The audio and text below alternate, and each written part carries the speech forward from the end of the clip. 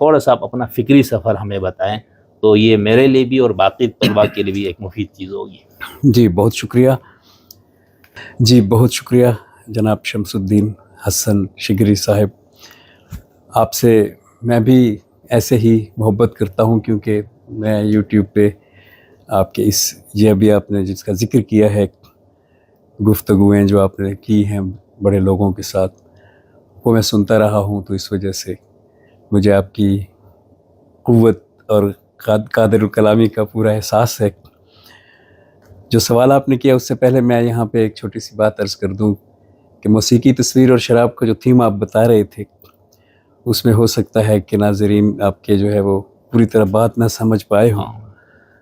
اس میں یہ تھا کہ جو قرآن کریم میں موسیقی کی ممانعت کا ذکر نہیں ہے، تصویر کی بھی، یہاں تک کہ تصویر کا تو بنی اسرائیل کے حوالے سے یہ بھی ہے کہ من محارب و تماثیل، تصویریں ان کو انعام کے طور پہ عطا کی گئی تھی اور وہ ان کو اپنے معبدوں میں سجاتے تھے، تو اس لیے وہ چیزیں تو قرآن میں نہیں ہیں منع، لیکن احادیث کا ڈھیر ہے جو انہیں حرام کر دیتا ہے۔ اور اسی طرح سے جو شراب ہے، وہ کئی آیات ہیں، لیکن رجس من عمل الشیطان والی تو واضح ہے، اس طرح سے موجود ہے، لیکن احادیث میں کہیں کہیں اس کی گنجائشیں نکالی گئی ہیں، کبھی نبیذ کے نام سے اور کبھی کہ فلاں شراب تو زیادہ حرام ہے، اس کا ایک قطرہ بھی حرام ہے، فلاں ذرا اس سے کم حرام ہے، اتنی پینی حرام ہے، اتنی، خود حضرت علی سے روایات ہیں۔ تو پھر مجھے یہ اس چیز نے جب ہانٹ کیا تو میں نے اس ٹاپک کو ہائی لائٹ کیا، سر اسی کا ذکر کر رہے تھے۔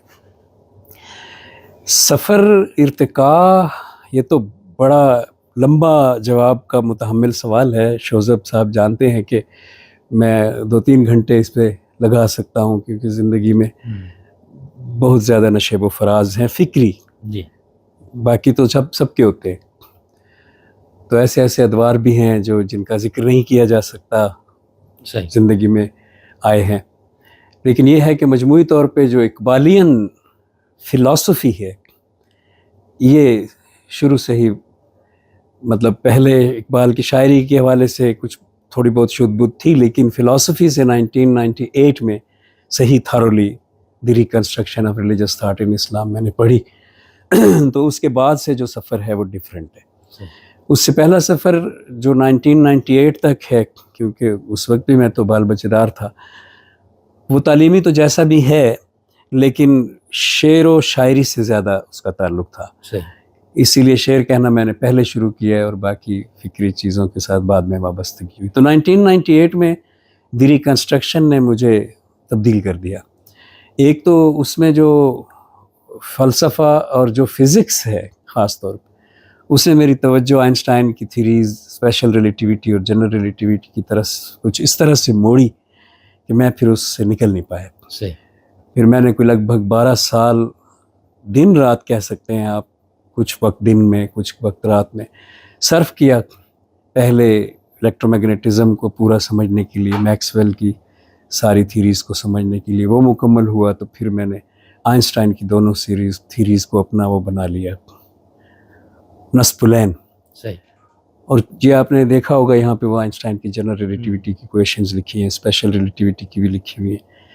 تو اس طرح سے میں پھر جب تک میں اس کی ریگرس میتھمیٹکس کی تہ تک نہیں گیا کہ مجھے یہ بات تب تک سمجھ نہیں آئے گی، میں اس کو یقین نہیں کروں گا اس پر جب تک ساری لاجک کوئی کڑی بیچ میں مس نہ ہو، تو اسی کو ریگرس کہتے ہیں۔ تو ساری لاجک سے میں گزرا ہوں۔ اسپیشل جنرل ریلیٹیوٹی نے بہت ٹائم لیا، یہ جو میں 12 سال کہہ رہا ہوں اس میں یوں کہہ لیں کہ 10 سال جنرل ریلیٹیوٹی کے، تو بس اس کے بعد پھر میں نے اس کو پڑھایا۔ لیکن ڈگری کے حوالے سے کہیں تو میں فلسفی کا اسٹوڈنٹ رہا ہوں، میری ایم فل بھی فلسفی میں ہے، پی ایچ ڈی البتہ میری اردو میں چل رہی ہے، اچھا، زبردست، نمل یونیورسٹی سے۔ تو اس طرح سے جو ہے نا یہ سفر ہے۔ اقبال کہہ لیں کہ جب اقبال کہہ دیا تو میرے خیال میں ساری بات سمجھ گئی کہ انہوں نے ہی جس موضوع کو چھیڑا، تصوف کو بھی جس رنگ میں دیکھا، سائنس کو بھی جس رنگ میں دیکھا، میں نے ان کو ٹوٹلی فالوورز کی طرح سے پیروی نہیں کی، میں نے اس سے یہ لیا کہ مجھے یہ بھی پڑھنا چاہیے، مجھے یہ بھی پڑھنا چاہیے۔ تو بہت زیادہ ایسے بھی میرے لیے چیزیں ہیں جو کبھی مخالفین اقبال کے سامنے نہیں آئی، جن میں مجھے چونکا دیا کہ یہ تو بڑی غلط بات ہے جو اقبال نے کی ہے، اور کبھی کسی نے نہیں کی، وہ میں نے بھی نہیں کی ابھی تک، کہیں کوئی ذکر ہو جائے تو کر دیتا ہوں. تو اس طرح سے یعنی اقبال سے ہی لیا جو کچھ نکلا، صحیح. اور پھر اس کے بعد یہی موضوعات بھی فلسفے میں رہے جو اقبال کے تھے، زمان و مکان. اس وقت اب میں بات ختم کرنے سے پہلے یہ کہوں گا کہ ٹائم کی تھیریز جو ہے جی. اور اسپیس کی تھیریز، اس پر میں بڑا خوش ہوتا ہوں بات کرتے ہوئے، دیر تک بات کرتا ہوں. یعنی وہ ایک موضوع یوں سمجھ لیں کہ اپنا موضوع ہو گیا. بہت. میں نے بھی جب فلسفہ پڑھنے کی کوشش کی تو مجھے سب سے مشکل لگا یہ والا. ہاں، کچھ لوگ کو لگتا ہے اس مجھے زمان بھی اور لگتا مکان کا جو مسئلہ ہے بھی مشکل. ہاں، کیوں صوفیاء نے بھی چھیڑا ہے، جی. شاعروں نے بھی چھیڑا ہے، سائنس نے. صحیح. تھینک یو سر، بہت شکریہ. اچھا سر، جیسے ہم جب بات کرتے ہیں تو کچھ لوگوں کا تو بالکل واضح یعنی ابا قبا یا لباس سے بھی پتہ ہوتا ہے کہ کس نقطۂ نظر کی روشنی میں اپنا سوالوں کا جواب دے گا.